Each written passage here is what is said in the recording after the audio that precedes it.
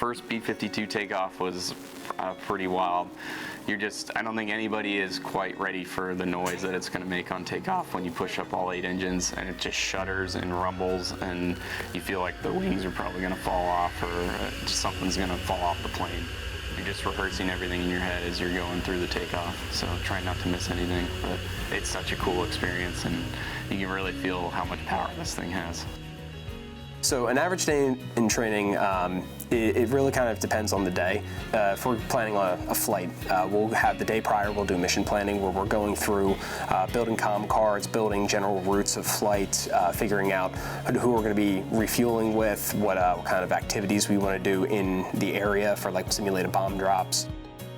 Before we even get to the aircraft, we will do an initial inspection of our equipment and just make sure that our helmets are working, making sure that the comm cords are the ones that we need depending on the aircraft, making sure that our oxygen hoses aren't having any issues and that we're actually getting good flow to our masks. So that way, by the time we get to the jet and we hook everything up and we give it a test in the actual aircraft, we know that, hey, everything's good to go and we're ready to fly. Then going to Caddo. Does look unfavorable for pod work. Again, very similar conditions to what we have here. So you're going to have broken cloud deck down low, bases at 1,500, tops at 4,000.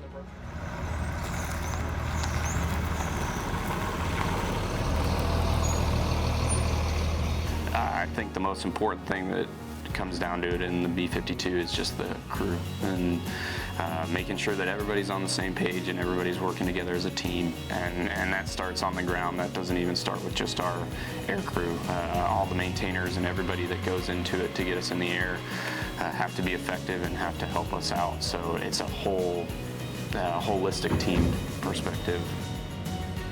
There's nothing quite like getting through a successful drop when everything just goes completely as it needs to and everybody's just completely jiving together.